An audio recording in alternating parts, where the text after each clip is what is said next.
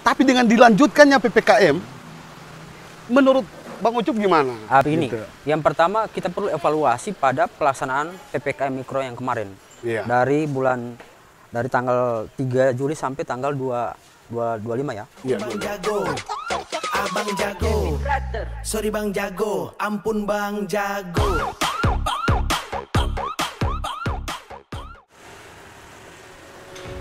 Assalamualaikum warahmatullahi wabarakatuh.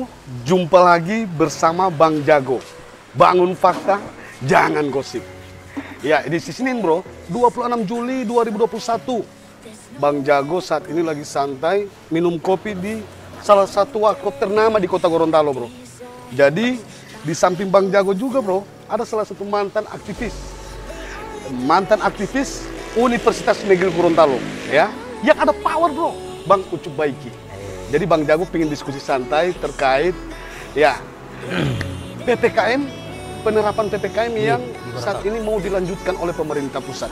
Tapi bro, untuk Gorontalo sendiri ya Jadi kontroversi belum ya. bisa dikatakan untuk PPKM ya. Bang Jago pengen menyapa salah satu aktivis, Bang Ucup Baiki. Ya, assalamualaikum Bang Ucup. Ya. Waalaikumsalam warahmatullahi wabarakatuh. Iya, saat ini Bang Jago lagi di samping salah satu aktivis Bang Ucup ya. Jadi teman Bang Jago juga bro. Jadi pingin diskusi terkait ya kondisi Gorontalo saat ini di masa pandemi. Jadi Bang Ucup, jadi gini Bang Ucup, kita santai ya untuk ngobrol. Ya. Jadi ini juga kan terkait penerapan PPKM. Ini berbagai polemik juga, ada yang ya menerima dan juga ada menolak ya. Sebagaimana disampaikan juga oleh beberapa wakil rakyat, terutama ada salah satu wakil rakyat termuda, Bang Erwin Ismail, dia menyampaikan hentikan untuk PPKM yang ada di Provinsi Gorontalo. Jadi kalau pandangan untuk aktivis dari Bang Ucup sendiri gimana Bang Ucup? Ya, terima kasih Bang Jago. Siap. Jadi yang pertama, saya memantau di berbagai media sosial, Iya. baik itu Facebook, Instagram, Ya. maupun WhatsApp yang membahas tentang PPKM. Tapi yang perlu kita tahu, banyak yang belum diketahui oleh masyarakat terkait PPKM. PPKM ini ada PPKM mikro dan ada PPKM darurat. Iya. Ya. Kalau PPKM mikro itu berlaku di seluruh daerah. Iya. Ya. Kalau untuk PPKM darurat itu PPKM yang itu diatur. Contoh darurat wilayah Jawa dan Bali dan 15 daerah lainnya. Iya. Gorontalo tidak masuk ke dalam penerapan PPKM darurat. Wah, Tetapi hanya menerapkan PPKM mikro. gitu ya? Iya, Begitu. betul. Ini yang menjadi polemik di seluruh elemen masyarakat di Provinsi Gorontalo. Kenapa Gorontalo tidak masuk PPKM darurat, tiba-tiba menerapkan PPKM darurat? Nah, ini yang perlu kita luruskan. Gorontalo itu menerapkan PPKM mikro itu bukan bulan Juli, itu dari bulan Maret. Bahkan ya? penerapan PPKM itu tidak hanya diterapkan PPKM pembatasan, tidak, tetapi juga dibarengi dengan bantuan-bantuan. Nah, Ya, untuk bantuan iya. masyarakat ya. Banyak juga masyarakat yang tidak paham tentang apa perbedaan PSBB dan PPKM. Iya. Kalau PSBB itu atas usulan pemerintah daerah yang itu harus mendapatkan persetujuan dari pemerintah pusat. Siap. Ya. Kalau PPKM itu atas instruksi langsung dari pemerintah pusat. Itu pusat. PPKM. Iya. Itu bedanya PPKM dan PSBB. Jadi gini Bang Ucup, ini kan bukan masalah untuk ya terkait untuk PPKM mikro atau PPKM darurat ya. Jadi yang menjadi persoalan sekarang ini Persoalan mau pedagang. dilanjutkan. Enggak, mau dilanjutkan. Ya. Sudahlah, kalau kemarin kan kita sudah melaksanakan PPKM mikro ya. Ini para pedagang juga merasakan ya. Tapi dengan dilanjutkannya PPKM, menurut Bang Ucup gimana? Begini, Gitu. yang pertama kita perlu evaluasi pada pelaksanaan PPKM mikro yang kemarin. Iya. Dari tanggal 3 Juli sampai tanggal 25 ya. Iya, 25. Tapi perlu kita evaluasi. Yang pertama kita perlu kritisi adalah pada persoalan aparat PPKM ini yang Ya. tidak melakukan secara humanis. Ini yang perlu diperbaiki pada penerapan berikutnya. Siap. Apa keuntungannya pada penerapan PPKM ini? Kita evaluasi. Yang pertama, kasus COVID di Kota Gorontalo itu ada 105. Di Gorontalo, ya? Iya di Kota Gorontalo ya. Itu baru di Kota Gorontalo. Dengan adanya PPKM ini itu menurun. Kalau nggak salah itu 34 kasus dari. Ini manfaatnya. Yang banyak diteriaki orang ini, yang paling banyak baik aktivis, bahkan Pak Erwin Ismail sudah menyebutkan PPKM tidak perlu lagi di Gorontalo. Karena para pedagang kecil ini tidak mau cari kaya, tapi cari makan. Cari makan ya, Iya. betul. Saya perlu membuka, saya telah meminta data di dinas-dinas terkait. Ternyata data yang mereka sampaikan ke saya itu, orang yang menerima bantuan dari 2.400.000, 1.200.000 itu sudah banyak.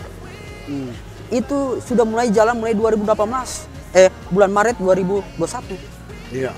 Bulan Maret. Untuk bulan Juli itu sudah masuk lagi data.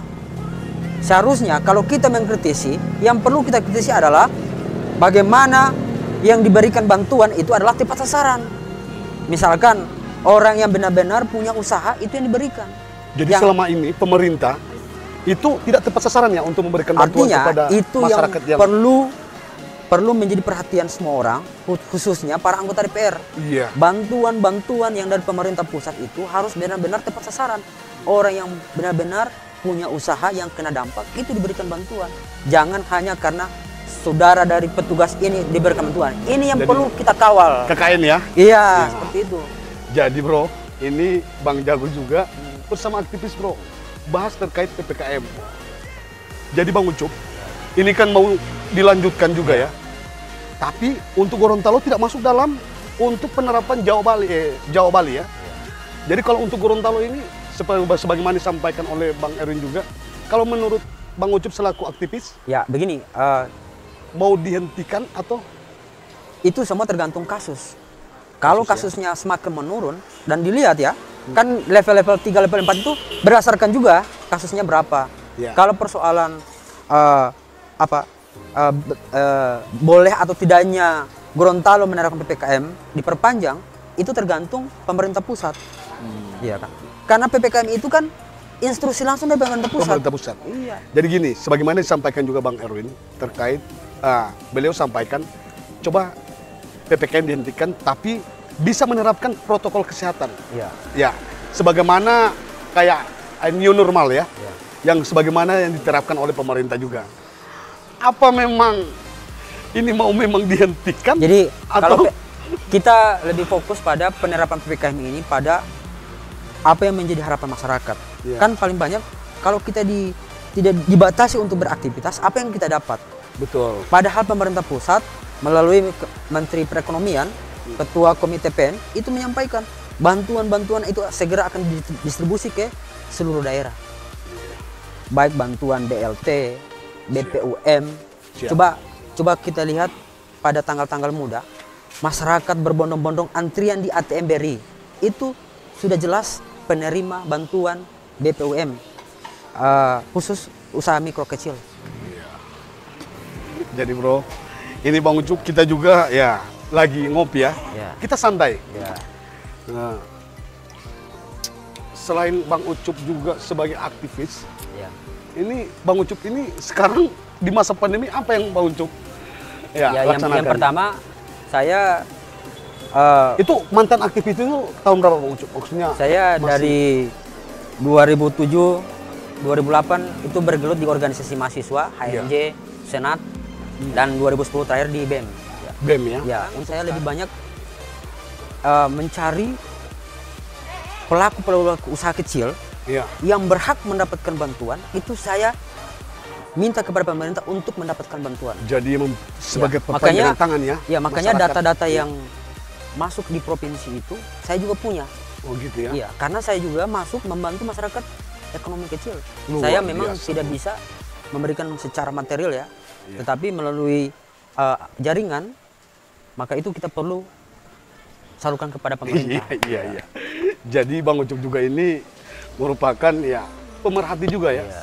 Masyarakat yang ya sangat membutuhkan perhatian dari pemerintah. Tapi melalui perpanjangan tangan Bang Ucup.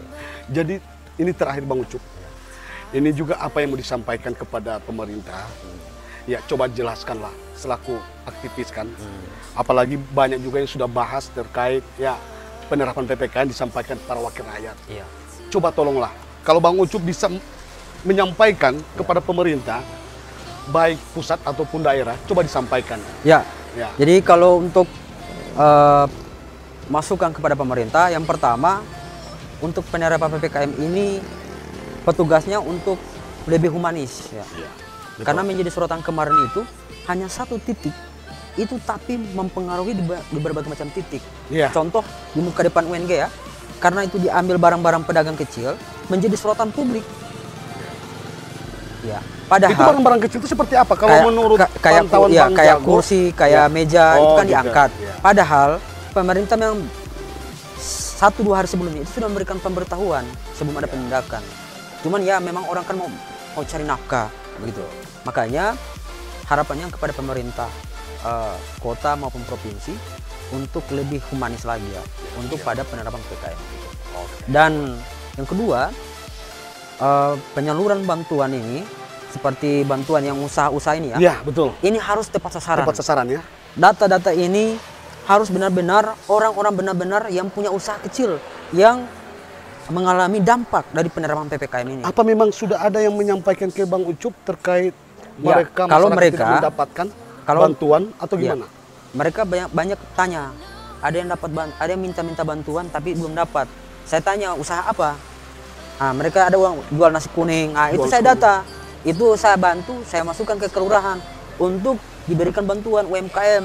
Dan Wah. alhamdulillah mereka difasilitasi oleh pemerintah Luar kelurahan. biasa, bro. Ini yang seharusnya menjadi sorotan semua, Ya. baik aktivis maupun anggota DPR untuk benar-benar memprasur bantuan-bantuan pemerintah pusat, BST, BLT, ya begitu. Jadi itu, bro.